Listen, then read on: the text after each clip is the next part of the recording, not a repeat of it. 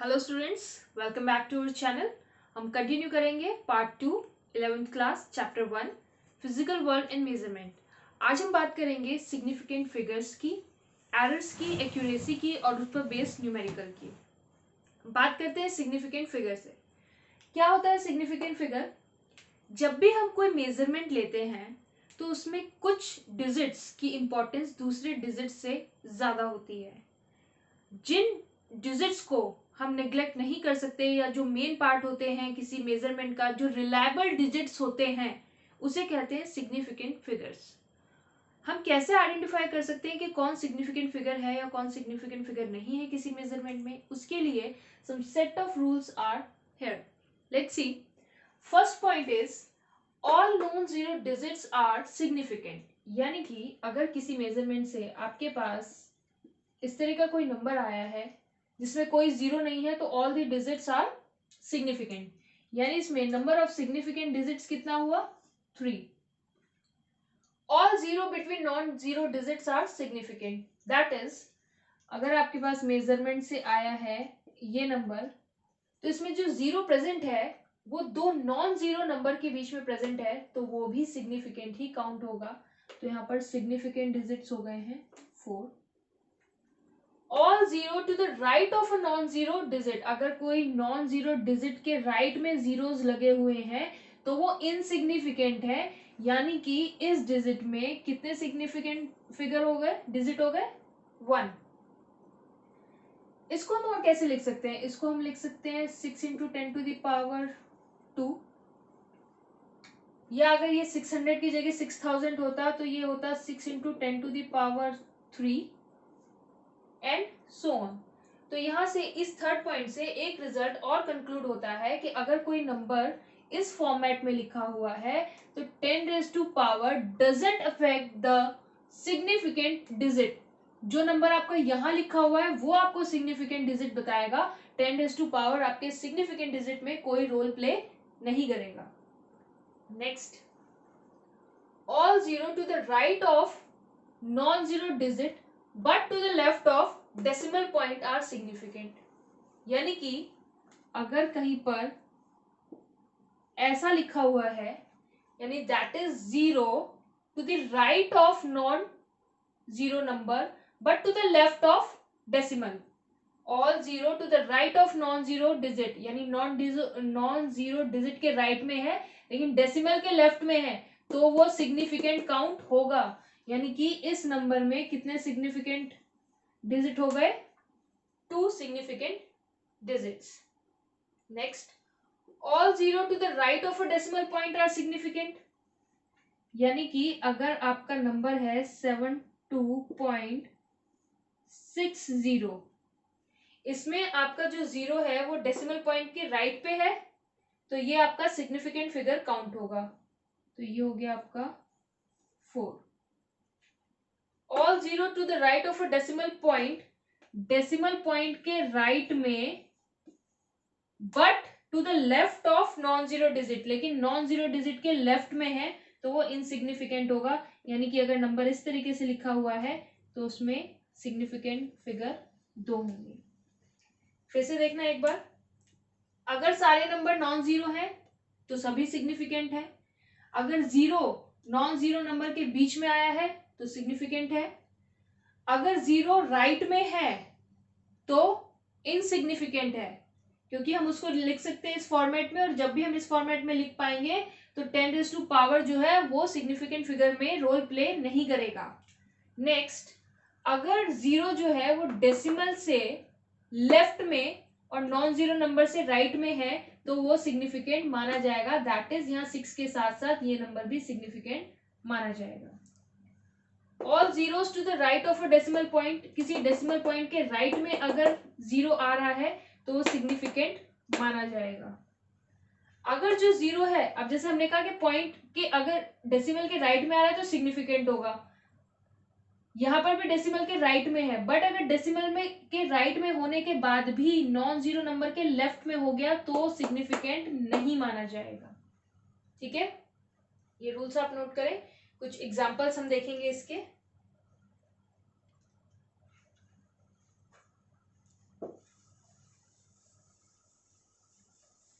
Let's take some fresh examples जिनमें हम देखेंगे कि इसमें सिग्निफिकेंट डिजिट्स कितने हैं.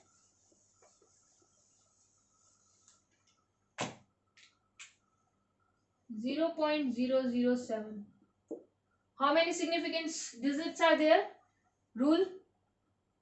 डेसिमल के राइट में बट नॉन जीरो नंबर के लेफ्ट में, तो ये तो सिग्निफिकेंट नहीं माने जाएंगे. तो इसमें कितने सिग्निफिकेंट नंबर हो गए? 1. ये था हमारा example 1. Let's say example 2. 2.64 into 10 to the power 4. ये हमारा सेकेंड नंबर है. ये तो काउंट नहीं होता सिग्निफिकेंट डिजिट में, तो सिर्फ इसको देखेंगे. तो उस हिसाब से कितने सिग्निफिकेंट डिजिट हो गए? यहाँ पर जीरो तो है नहीं, और जितने भी नॉन जीरो नंबर होते हैं वो सभी सिग्निफिकेंट होते हैं. तो यहाँ पर हो गया significant digit 3. Example 3.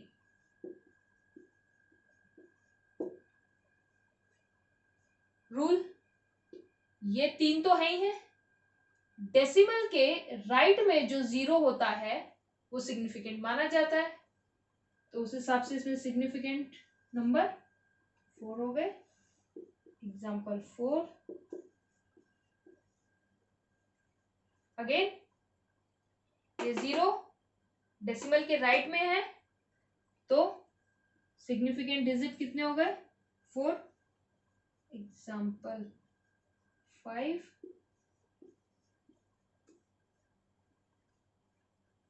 Zero non zero number के बीच में आ रहा है, significant digit 4.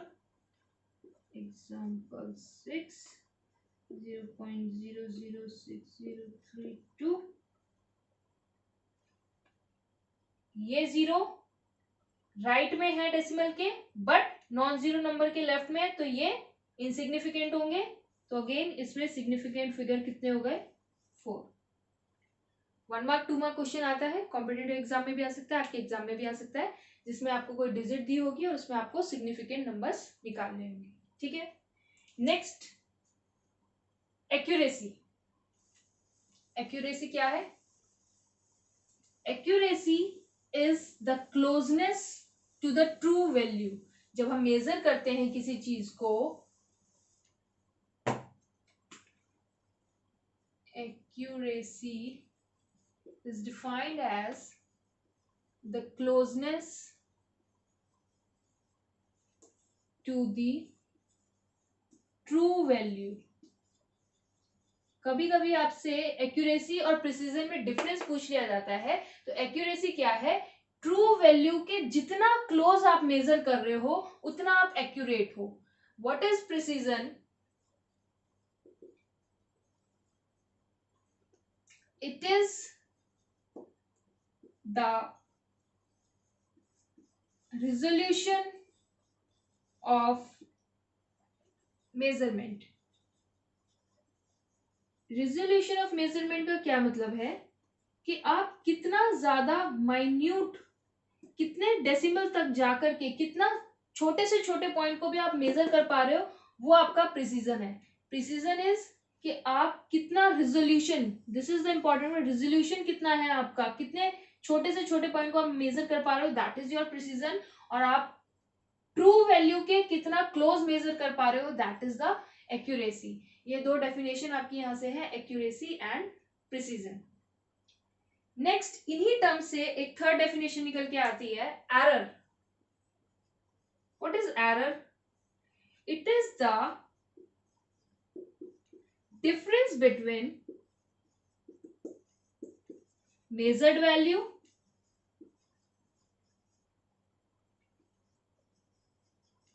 and true value. जो ट्रू वैल्यू है, जो आपने मेजर किया, उसमें जो डिफरेंस आ रहा है वो आपकी एरर है. इफ सपोज कोई चीज 5 सेंटीमीटर है, आपने 4.9 मेजर किए, तो एरर कितना आया? 0.1 mm का. ठीक है. ये एरर जो है ये फर्दर 3 टाइप की होती है, मेनली 3 टाइप की होती है ये. एब्सोल्यूट एरर, मीन एब्सोल्यूट और relative. Absolute error, mean absolute error,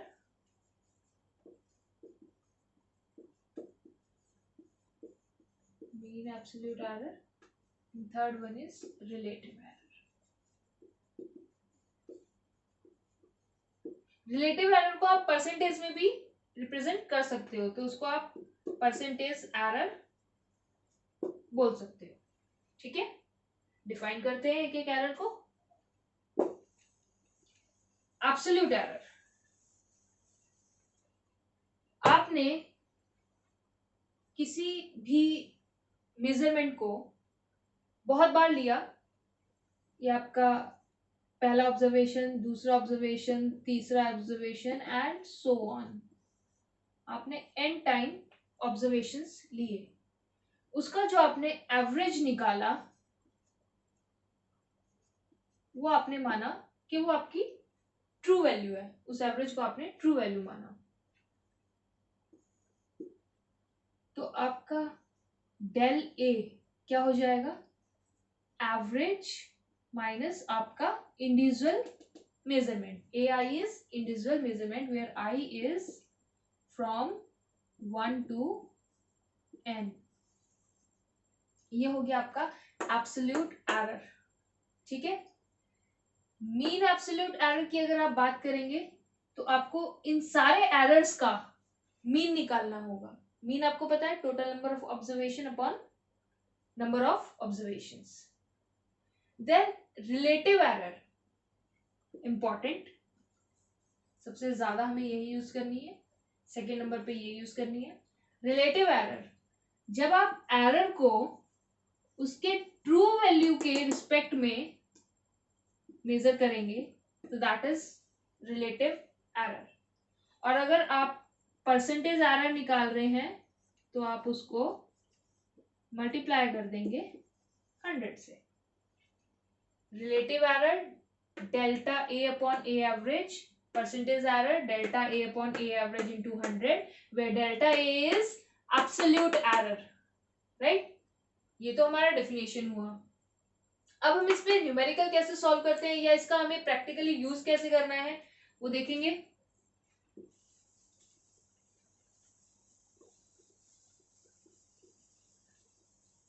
error in addition and subtraction, error in addition और सब्ट्रैक्शन। लेट्स से एक क्वांटिटी ए है जिसको मेजर करने में हमसे उसमें कुछ एरर हो गई डेल्टा ए, ये हमारी एरर हो गई है और ये हमारी एक्चुअल मेजरमेंट थी। सेकेंड एक क्वांटिटी बी है जिसको मेजर करने में हमसे एरर हो गई डेल्टा बी। अब एक क्वांटिटी सी है जो इन दोनों का प्लस या माइनस करके आती है, तो सी में एरर कितनी हो जाएगी, इन दोनों की एरर एड ऑन होके सी की एरर बनाएगी। ध्यान देंगे, अगर हम किसी क्वांटिटी को ऐड और सब्ट्रैक्ट कर रहे हैं तो अगर ए में हमसे एरर हुई है डेल्टा ए, बी में हमसे एरर हुई है डेल्टा बी, तो उन दोनों के कॉम्बिनेशन से जो थर्ड सी फिजिकल क्वांटिटी बनी है उसमें जो एरर होगी वो इन दोनों एरर के एडिशन का, या तो ये दोनों एरर ऐड हो जाएंगी या ये दोनों सब्ट्रैक्ट हो जाएंगी, तो ये आपकी नेक्स्ट सी में जो एरर आएगी वो इससे दी जाएगी। ठीक है, second point, error in multiplication और डिवीजन, एरर इन मल्टीप्लिकेशन और डिवीजन।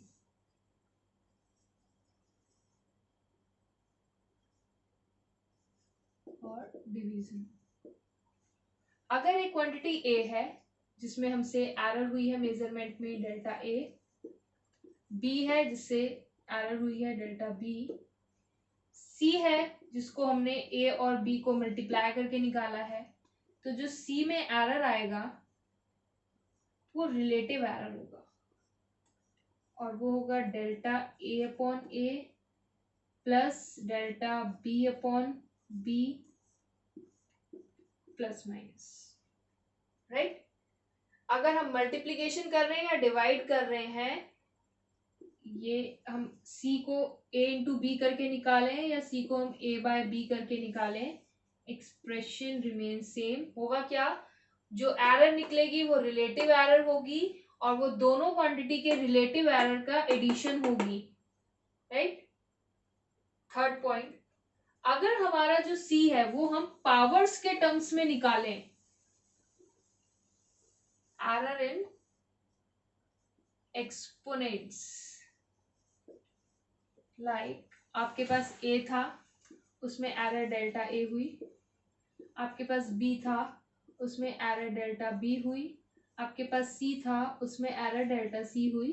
देन आपने एक नई फिजिकल क्वांटिटी d बनाई जिसमें आपने a की पावर n लिया, b की पावर m लिया और c की पावर n लिया। तो अगर आप डेल्टा d निकालना चाहें तो अगेन वो एक रिलेटिव एरर होगी, जो ये जो पावर है ये मल्टीप्लाई होगा आपके साथ a का relative error plus power again b का relative error plus power again और c का relative error, that is plus minus. Plus भी हो सकती है माइनस भी हो सकती है। अगर आपको एक्सपोनेंट्स में एरर निकालनी है तो आपकी इंडिविजुअल यूनिट में जो एरर्स हैं और अगर आप उनको यूज करके एक अदर फिजिकल क्वांटिटी बना रहे हैं जो एक्सपोनेंट्स यूज कर रही है इनके, तो उसमें एरर कितनी होगी, डी में रिलेटिव एरर होगी, जिसको इस तरीके से दिया जाएगा। जब भी आपको रिलेटिव एरर को परसेंटेज एरर में कन्वर्ट करना हो, just simply multiply it by 100, right. देखते हैं न्यूमेरिकल कैसे आएंगे इस पे। एक न्यूमेरिकल करके देखेंगे, आपको ज्यादा क्लैरिटी मिलेगी। These are just formulas. आपके न्यूमेरिकल इसमें इस तरीके से आएंगे that let's suppose there is a quantity, there is a physical quantity P which is related to A, B and C, D, A cube, B square, under root C into D. They are saying that there is a physical quantity P which is related to 4 individual quantities A cube, B square, under root C into D.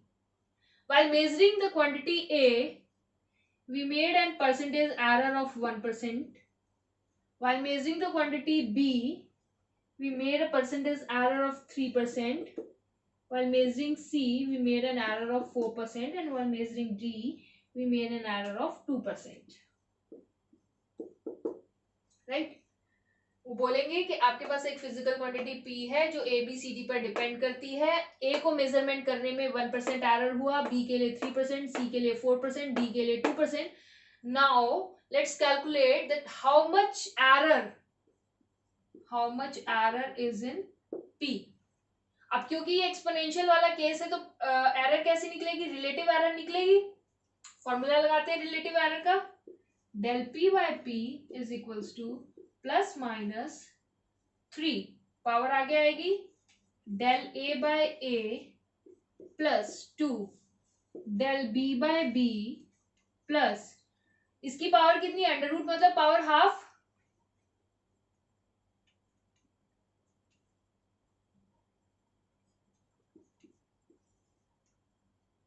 Del C by C। यहां पर power कितनी है 1 del D by D, right. Plus minus values put करते हैं इनकी, percentage में है तो आंसर भी परसेंटेज में ही आएगा। 3 into 1% plus 2 into 3% plus 1/2 into 4% plus 1 into 2%। इसको अगर हम सॉल्व करेंगे तो ये हो जाएगा 3% plus 6% plus 2% plus 2% which is equals to 13%। 13%, यानी कि पी में जो एरर होगा वो 13% होगा due to these quantities, right. ऐसे ही न्यूमेरिकल आपके पास पेपर में भी आएंगे जिसमें आपको कुछ क्वांटिटी दी होगी, उसमें जो क्वांटिटीज यूज हो रही है उसमें एरर दी होगी और आपको फाइनल एरर कैलकुलेट करनी होगी फाइनल फिजिकल क्वांटिटी में। इसमें एक्यूरेसी वाले पॉइंट को आपको कैसे ध्यान रखना है ये आप नोट डाउन कर लेंगे और इस तरह के कम से कम 3-4 क्वेश्चन आप करके देखेंगे। अगर आपको इस चैप्टर में अच्छा स्कोर करना है और आप सोचते हैं कि आपको बहुत ज्यादा डीप में स्टडी भी नहीं करना है तो at least 1 numerical on error and 3 numericals on the application of dimensional formula को आप जरूर कर लें तो आपके 4 to 5 मार्क्स इस चैप्टर से डेफिनेटली कंफर्म हो जाएंगे। अब इसमें लेट सपोज एक क्वेश्चन आया कि एल क्वेश्चन है आपको एल दिया हुआ है 4.234 मीटर, बी दिया हुआ है 1.005 मीटर और एच दिया हुआ है 2.01 सेंटीमीटर। आपसे बोला जाता है कि इस क्यूबॉइड का वॉल्यूम निकालिए या एरिया निकालिए, तो आपको क्या ध्यान रखना है। ऑब्वियसली आपको फॉर्मूला तो पता है, या अगर वॉल्यूम निकालना है तो you can directly multiply l into b into h, but आपको ध्यान क्या रखना है। पहली बात मीटर मीटर सेंटीमीटर, बहुत ज्यादा फिजिक्स में इस चीज का ध्यान रखना है कि यूनिट सेम होनी चाहिए कन्वर्टेड। अगर आप सेंटीमीटर को मीटर में कन्वर्ट करते हैं तो डिवाइडेड बाय 100 आप करते हैं तो आपका ही हो जाएगा 0.0201 मीटर कन्वर्टेड। कितने सिग्निफिकेंट फिगर्स हैं इसमें 4। कितने सिग्निफिकेंट फिगर्स हैं अगेन 4। इसमें कितने सिग्निफिकेंट फिगर्स हैं 3, क्योंकि डेसिमल के बाद है लेकिन नॉन जीरो नंबर के यहां पर है तो इसमें कितने हैं 3। तो हमें ध्यान ये रखना है इसमें मेजरमेंट वाले न्यूमेरिकल्स को सॉल्व करते टाइम कि जो भी हमारा लीस्ट सिग्निफिकेंट फिगर होगा हमारा आंसर उतने डिजिट का ही आना चाहिए। फॉर एन एग्जाम्पल अगर मैं यहाँ पे इसका वॉल्यूम निकालूं क्यूबॉइड का L into b into h अगर मैं कर रही हूं तो ये answer something comes out to be 8.55 and then some other numbers. तो मुझे इसमें से क्या चूज करना है, ओनली 3 सिग्निफिकेंट डिजिट, 4 नहीं करने, क्योंकि लीस्ट सिग्निफिकेंट डिजिट जो है वो 3 है। तो आपका जो आंसर होना चाहिए वो 8.55 होना चाहिए। अदर सारे नंबर्स को आपको नेग्लेक्ट करना होगा। ये सेम चीज आपकी एडिशन में भी होगी। लेट सपोज आपको कोई नंबर 3.201 को ऐड करना है 3.41 में। इसमें 4 सिग्निफिकेंट डिजिट्स हैं, इसमें 3 सिग्निफिकेंट डिजिट्स हैं, तो आपका जो आंसर होना चाहिए वो 3 सिग्निफिकेंट डिजिट्स का होना चाहिए। यानी कि आप प्लस करें, माइनस करें, मल्टीप्लाई करें, डिवाइड करें, जो भी डिजिट्स आपके पास है उसमें से जिसमें लीस्ट सिग्निफिकेंट नंबर्स हैं आपका आंसर उतने ही सिग्निफिकेंट डिजिट्स का आना चाहिए। ठीक है, वाइंड अप करते हैं। क्या देखा है हमने, सिग्निफिकेंट फिगर्स क्या होते हैं, कुछ सेट ऑफ रूल्स हैं। 1 मार्क 2 मार्क क्वेश्चन आ सकता है, आपको एक नंबर दिया होगा और आपसे पूछा जाएगा ये नंबर सिग्निफिकेंट है या नहीं है। सेकेंड, एक्यूरेसी और प्रिसीजन में difference. Accuracy is the correctness, that is आप ट्रू वैल्यू के कितना नियर है। एक्यूरेसी इज द क्लोजनेस और correctness to the true value. Precision क्या है, प्रिसीजन में आप वर्ड याद रखेंगे रिजोल्यूशन, कितना ज्यादा आप किस रिजोल्यूशन तक मेजर कर पा रहे हैं, that is your precision. Then what is error, measured value और ट्रू वैल्यू के डिफरेंस को एरर बोलेंगे। एरर कितने टाइप की है, एब्सोल्यूट एरर है, रिलेटिव एरर है एंड देन परसेंटेज एरर है। ये 3 आपकी इंपॉर्टेंट एरर है। एरर पे आपका न्यूमेरिकल डेफिनेटली आने वाला है। अगर आप 2 डिजिट को ऐड कर रहे हैं तो एरर भी उनकी ऐड हो जाएगी, और अगर आप मल्टीप्लाई कर रहे हैं तो रिलेटिव एरर के टर्म्स में उसका आंसर आएगा। फर्दर इस पे आप बहुत सारे क्वेश्चन अप्लाई कीजिए। अगर आपको कोई डाउट आता है तो कमेंट सेक्शन में आप जरूर मेंशन कीजिए। Thank you.